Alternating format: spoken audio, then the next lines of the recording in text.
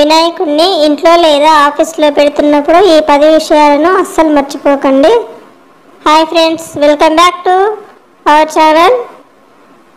నా ఛానల్ని ఎవరైనా మొదటిసారి చూస్తున్నట్లయితే ప్లీజ్ లైక్ చేయండి, షేర్ చేయండి, సబ్స్క్రైబ్ చేయండి. అయితే ఈ వీడియోలోకి వెళ్దామా. మరి తన భక్తులు ఆయురారోగ్యాలతో పాటు శ్రీ సంపదలతో మంచి భవిష్యత్తును కలిగి ఉండాలని, సంతోషం, ఆనందం మరియు విజయాలకు ప్రతీకగా నిలిచే వినాయకుడు కొన్ని వేల సంవత్సరాల నుండి మనల్ని ఆశీర్వదిస్తూనే ఉన్నాడు.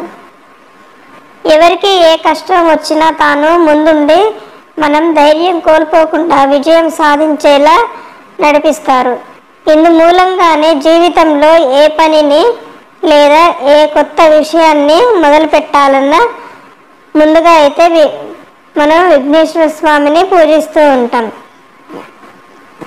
ఆ విఘ్నేశ్వర స్వామిని చాలా మంది భక్తులు తమ ఇళ్లలో పెట్టుకుంటారు. కాకపోతే చాలా మందికి ఇంట్లో ఏ ప్రదేశాల్లో ఎలాంటి గణేశుడికి విగ్రహాన్ని పెడితే ధనంతో పాటు ఆనందం, విజయం ప్రాప్తిస్తాయి అనే విషయాలు పెద్దగా తెలియవు. మీకు గనక ఏ ప్రదేశాల్లో విఘ్నేశ్వరుని విగ్రహం పెట్టాలని తెలియకపోతే వాస్తు ఆధారంగా క్రింద చెప్పబడిన సూచనలను తప్పక పాటించి ఆయా ప్రదేశాల్లో విగ్రహాన్ని పెట్టి సకల సౌభాగ్యాలను మీ వశం చేసుకోండి. వాటి గురించి మనం ఇప్పుడు తెలుసుకుందాము. మరి నెంబర్ 1, ఎవరైతే ఆనందాన్ని, శాంతిని మరియు సిరి సంపదలను కోరుకుంటారో అలాంటి వ్యక్తులు తెల్ల వినాయకుడిని ఇంటికి తెచ్చుకోవాలి. తెల్ల వినాయకుడి చిత్రాన్ని తప్పక ఇంట్లో పెట్టుకోవాలి.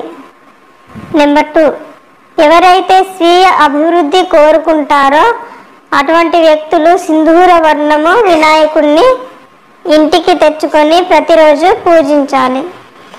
నెంబర్ 3, ఇంట్లో పూజించుకోవడానికి కూర్చొని ఉన్న వినాయకుడిని తెచ్చుకుంటే చాలా మంచిది. కూర్చున్న వినాయకుడిని మన ఇంట్లో పెట్టుకోవడం ద్వారా అదృష్టం మరియు విజయాలు మన జీవితంలో తిష్ట వేస్తాయి. నెంబర్ 4, కూర్చొని ఉన్న వినాయకుడి తొండం ఎడమవైపు వంగి ఉన్న విగ్రహాన్ని ఇంట్లోనే పెట్టుకోవాలి. ఏ గణేశుడి విగ్రహానికైతే తొండం కుడివైపుకు వంగి ఉంటుందో ఆ విగ్రహం పెట్టుకుంటే వినాయకుడి అనుగ్రహం పొందడం కష్టమవుతుంది. నెంబర్ 5, మీరు కనుక విఘ్నేశ్వరుడు విగ్రహాన్ని పనిచేస్తున్న దగ్గర పెట్టుకోదలిస్తే మాత్రం నిలుచొని ఉన్న విగ్రహాన్ని మాత్రమే పెట్టుకోవాలనే విషయాన్ని మర్చిపోకండి. ఇలా పెట్టుకోవడం ద్వారా మీరు చేస్తున్న పనికి శ్రద్ధతో పాటు శక్తి, ఉత్సాహం తోడవుతాయి. నెంబర్ 6, ఎలుకతో పాటు ఉండ్రాళ్ళు కలిగి ఉన్న వినాయకుడి విగ్రహాన్ని మాత్రమే పెట్టుకోండి. అది మీకెంతో పవిత్రతను చేకూరుస్తుంది. నెంబర్ 7, మీ పూజ గదిలో వినాయక స్వామి విగ్రహాన్ని 1 మాత్రమే పెట్టుకోండి. 1 కంటే ఎక్కువ కనుక పెట్టుకున్నట్లయితే విఘ్నేశ్వరుడు భార్యలు రిద్ధి సిద్ధి నిరుత్సాహపడతారు. గణేశునికి గరికను సమర్పించడం మాత్రం భక్తులు మర్చిపోకూడదు. గరికను సమర్పించిన తర్వాత భక్తులు ఈ గణపతి మంత్రాన్ని తప్పక పఠించాలి. అదే మంత్రం? ఓం గం గణపతయే నమః.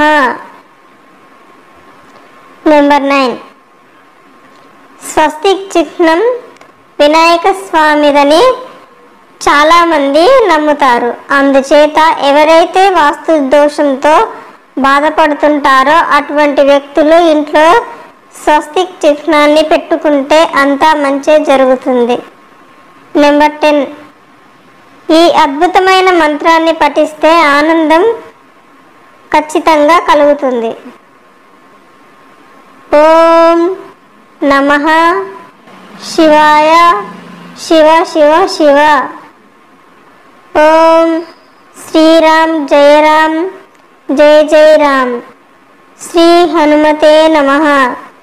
జై జై బజరంగబలి. ఓం గం గణపతయే నమః. ఓం శ్రీ గణేశాయ నమః. ఓం నారాయణాయ. ఓం నమో భగవతే వాసుదేవాయ. ఓం గురు.